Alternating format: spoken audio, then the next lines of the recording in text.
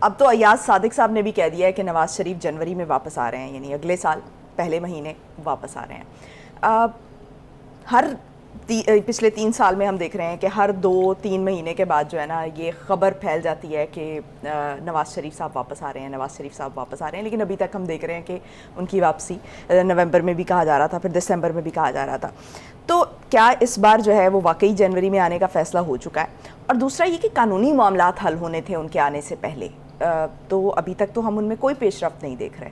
تو پھر کیا اگر جنوری میں ان کی واپسی ممکن ہے تو یہ 1 مہینے میں 1.5 مہینے میں یہ معاملات حل ہو جائیں گے؟ دیکھیے آپ نے 2-3 چیزیں تو ہمیں پتہ چل گئی ہیں نا. ایک تو اسحاق ڈار صاحب آ گئے، پروٹیکٹیو بیل لی، پروٹیکٹیو بیل لینے کے خلاف بعد اپنے کیسز ختم کروائے.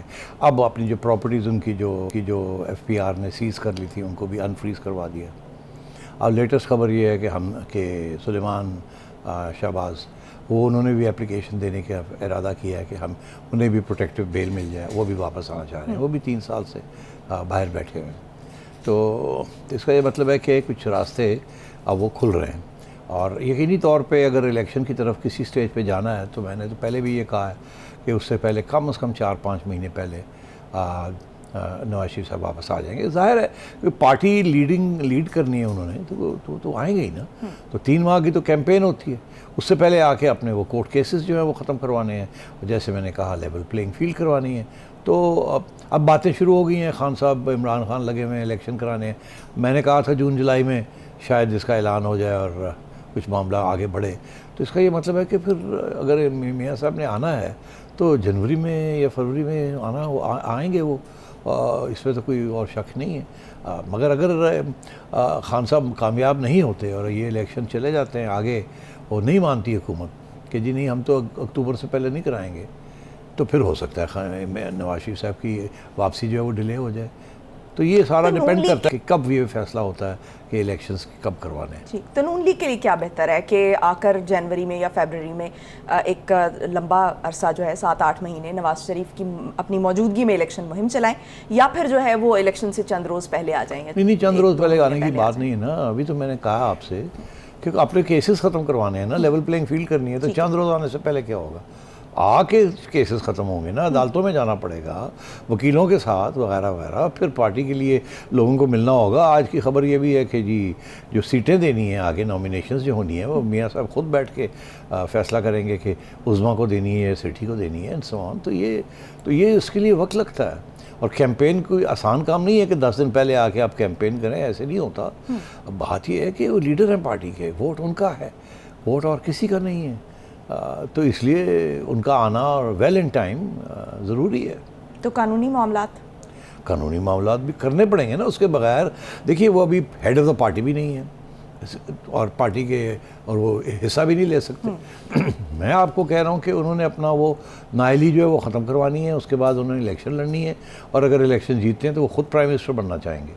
تو اگر ایسی بات ہے تو پھر ظاہر ہے پہلے آ کے تیاری کرنی پڑے گی نا. پارٹی کو تکڑا کرنا پڑے گا نا. پارٹی تو بڑی اس وقت مایوسی چھائی ہوئی ہے پارٹی کے اندر، بیکاز جس قسم کی حکومت اقدامات کر رہی ہے، اسپیشلی جو پالیسیز ہیں اکنامک پالیسیز. اور پھر یہ بھی آپ کو پتہ ہی ہے کہ کچھ عرصے سے میاں صاحب کہہ رہے تھے کہ جو آپ اکنامک پالیسیز کر رہی ہے یہ حکومت، وہ اتفاق نہیں کرتے اس سے. وہ سمجھتے ہیں کہ عوام کے اوپر بہت سخت دباؤ ڈالا جا رہا ہے اور اتنی بھی کوئی بات نہیں ہے. اسی لیے اسحاق ڈار صاحب کو بھیجا اور مفتاح اسماعیل صاحب کو کہا کہ اسٹیپ اسائڈ، بیکاز وہ سمجھ رہے تھے کہ مفتاح اسماعیل صاحب بہت جلدی IMF کے آگے گھٹنے ٹیک رہے ہیں. کچھ عوام کا بھی سوچنا چاہیے. اب اسحاق ڈار صاحب آگے اب پتہ چل رہا ہے کتنا مشکل ہے یہ، کیونکہ ابھی تک IMF کا پروگرام جو ہے وہ نہیں آیا جو اگلی کرکستانی تھی 1.1 بلین ڈالرز کی. اور اب یہ کہا جا رہا ہے کہ یہ شاید جنوری فروری میں یہ جا کے جو پیسے آئے ہیں. ابھی تو ڈس ایگریمنٹ شروع ہو گئی ہیں کہ جی جو آپ کو فلڈز کے لیے پیسے دینے ہیں اس کا کیا ہوگا، آپ نے جو ریونیو کلیکشنز ہیں اس کی شارٹ فال ہو رہی ہے، اس قسم کی چیزیں ہو رہی ہیں. تو بہت اور پھر یہ کہ جو پیسے بیرونی ملکوں سے آنے تھے وہ آئے ہیں کہ نہیں آئے، آپ کے ریزروز کا کیا لیول ہے. تو ابھی تو بات چیت چل رہی ہے. اور آپ نے دیکھا ہے اسحاق ڈار صاحب اس وقت بڑی اسٹرانگ کویسچننگ ان کو ہو رہی ہے کہ آپ نے تو کہا تھا کہ آپ آئیں گے اور اتنی جلدی ڈالر جو ہے 200 روپے کا ہو جائے گا، اور آپ نے کہا تھا یہ بلیڈنگ جو ہے میں روک لوں گا. انہوں نے بہت محنت کی ہے اس کے اوپر، مگر کچھ ایسے حالات ہیں جو کہ جب تک IMF کا پروگرام کے پیسے نہیں آتے اور اس کے ساتھ دوسرے پیسے نہیں آتے تو بڑا مشکل ہے یہ کام. تو یہ نہ اسی لیے حکومت جو ہے وہ نہیں چاہتی فوری طور پہ الیکشنز. اگر یہ فوری طور پہ الیکشن ہو جاتے ہیں تو عمران خان جیت جائے گا. ان کو موقع چاہیے کہ اگلے بجٹ تک، جون تک تو یہ رہیں اور اس بجٹ کے اندر کچھ ایسے پالیسیز کریں جس کے ساتھ عوام کی کوئی ریلیف ہو.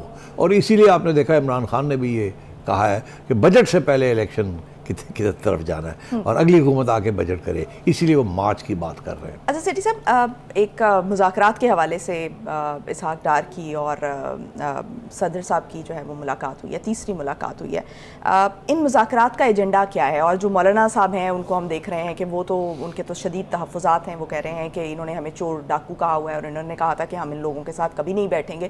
تو اب کیا جو PDM کے اندر جو ایک ہم دیکھ رہے ہیں کہ دو رائے آ رہی ہے، کیونکہ باقی سب جماعتیں تو یہ کہہ رہی ہیں کہ مذاکرات ہونے چاہیے اور عمران خان کو ٹیبل پر آنا چاہیے اور ان کو پازیٹیو سائن دے رہی ہیں، لیکن مولانا صاحب کو کیا اگری کیا جا سکے گا؟ نہیں دیکھیے عظمیٰ ایسی بات نہیں ہے کہ مولانا صاحب اگری کریں یا نہ کریں. بیسکلی ہوتا یہ ہے، اس قسم کی PDM جو ہے اس کے اندر زرداری صاحب کو بنانا ہوتا ہے. ہی از دا میجر پارٹنر. تو مولانا صاحب کے اپنے انٹرسٹ ضرور ہیں اور ایک وہ اصولاً بھی ان کی ایک موقف ہوتا ہے، مگر جب میاں صاحب اور نواز شریف صاحب ایک طرف اور شہباز شریف صاحب اور زرداری صاحب سارے ایک ہی صفحے پہ آ جاتے ہیں تو پھر مولانا وہاں اندر کہہ دیتے ہیں جی میرا تو خیال ہے نہیں کرنا چاہیے. بہرحال اگر آپ سمجھتے ہیں آپ ڈرائیونگ سیٹ میں ہیں تو کرنا چاہیں تو کر لیں، مگر یاد رکھیں 1 2 3 4 5. تو ایسی باتیں ہوتی ہیں.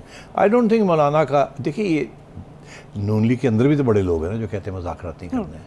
نواز شریف صاحب خود کہہ رہے ہیں کوئی ضرورت نہیں مذاکرات کی. تو اگر مولانا بھی یہ بات کہہ رہے ہیں تو کوئی سمجھ آ رہی نا آپ کو. ادھر زرداری صاحب ہیں، زرداری صاحب کا ہمیشہ سیاسی موقف یہ رہا ہے اس میں کہ دروازے کھلے ہونے چاہیے، کبھی دروازے بند نہیں کرنے چاہیے.